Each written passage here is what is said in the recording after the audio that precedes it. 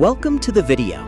We start with Chapter 1, The Ashes of Veronica, which carries a somber tone. The city rain felt like heavy industrial grease. Amanda sat in the small, suffocating bedroom of her flat. Beside his boots lay a silver-framed photograph, cracked across the face of Veronica. Veronica was light and impulsive, a painter who used vibrant colors. She was gone after a robbery gone wrong in an alley, leaving behind only a brief police report. Amanda's fingers were stained with gray dust. He hadn't shaved in days. His movements were slow and heavy. "You're doing it again," a voice said from the doorway. Juliet entered, saying, "There is the work. The gallery called again today. They cannot wait for the dead." Amanda, his voice cracked, whispered, "Let them wait. The plates are just zinc. They don't mean anything." Juliet tightened her hand on his knee.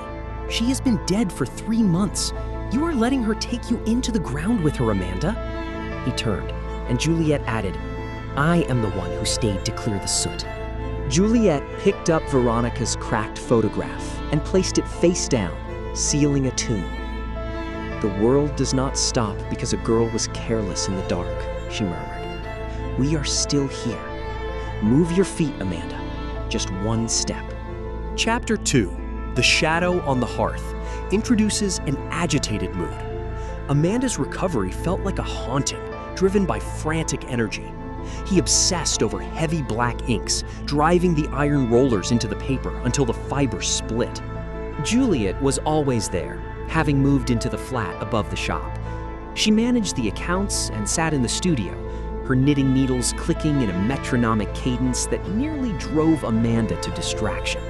Amanda snapped, "Why do you watch me like that?" Juliet replied, "You have a tendency to lose your grip when you are left alone. I am preserving the order of things." Juliet's eyes held a cold, possessive iron that made Amanda's breath hitch. She reminded him, "The box is what kept you from jumping off the Queensboro Bridge in November." The anger left Amanda, replaced by shame. "You are a great artist, Amanda, but you are fragile. You need a frame. I am the frame," Juliet told him. He tried to find comfort in her solidity, yet the unresolved case of Veronica still lingered in the back of his mind.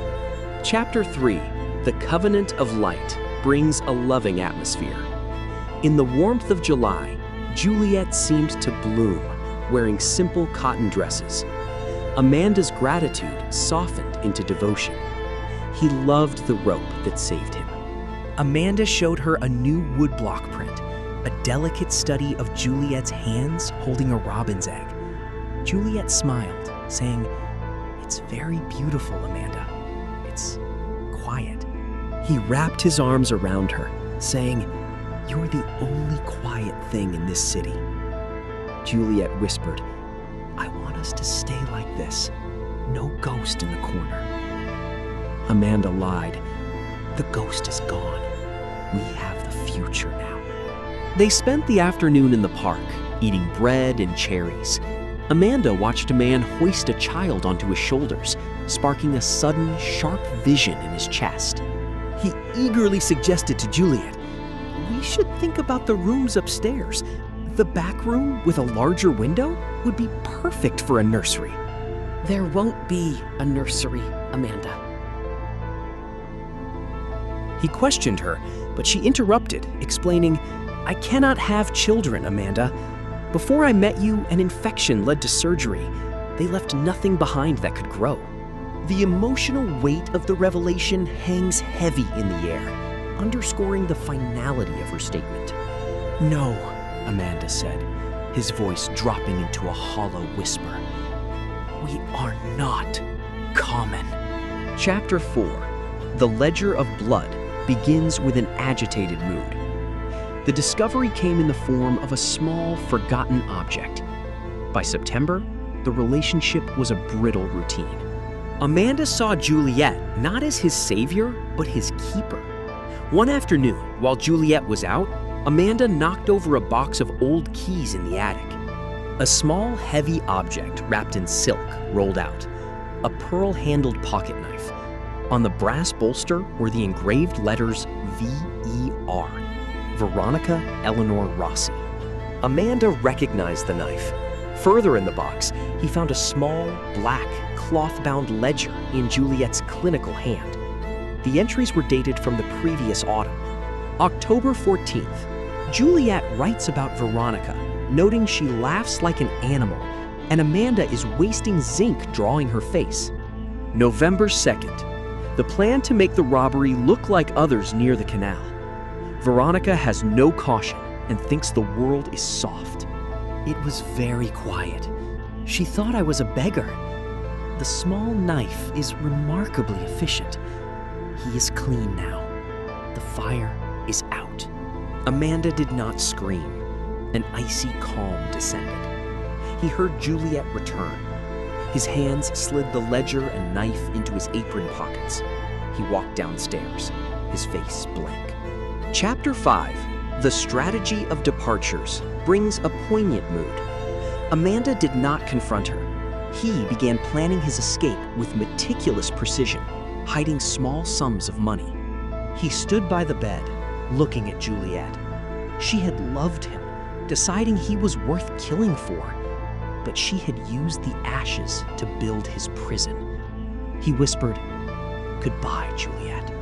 Amanda took his valise, stepped onto the landing, and crept down the creaking stairs to the shop floor. Chapter 6, The Impression of the Press is Somber. The shop floor was dark, smelling of ink and mineral spirits. As he reached the street door latch, Juliet's voice cut through the dark. She knew he was leaving. And how she found out? Amanda slowly turned, dropping his valise. Juliet was sitting on a stool, holding a long iron lever. She asked why he was leaving after she gave him everything. He replied, "You killed her." Juliet corrected him. "I saved you. She was a parasite. She didn't understand the black ink. I understood the weight of your work. I became the weight." This scene offers an artistic image of a dense, evergreen forest. This scene features an array of images showcasing woodland environments. "I can't live with a monster, Juliet," Amanda said, throwing the black ledger onto the floor. "I found it. I found the knife. I know what you did." Juliet admitted she knew he had found it. He declared, "I am leaving." "No, you aren't leaving. If you go to Chicago, you will fail. I won't be there to pull your coat from the railing." "I'd rather jump than spend another night in this box with you," Amanda shouted. Juliet warned, "We are not common. We do not get to live common lives with common departures." Juliet moved quickly, hitting his knee with the iron lever, sending him crashing. She pulled out a clinical syringe. "It's just the sleep, the same sleep you wanted in November. I am just giving you the bed you asked for." Amanda struggled, but the needle found his vein. The drug rushed in, his limbs growing heavy. Juliet, with tears in her eyes, knelt over him. "I love you, Amanda. I loved you enough to become a monster for you.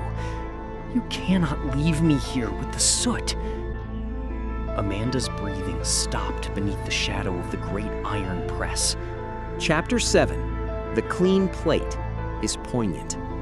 Juliet waited until his heart stopped, then cleaned his face.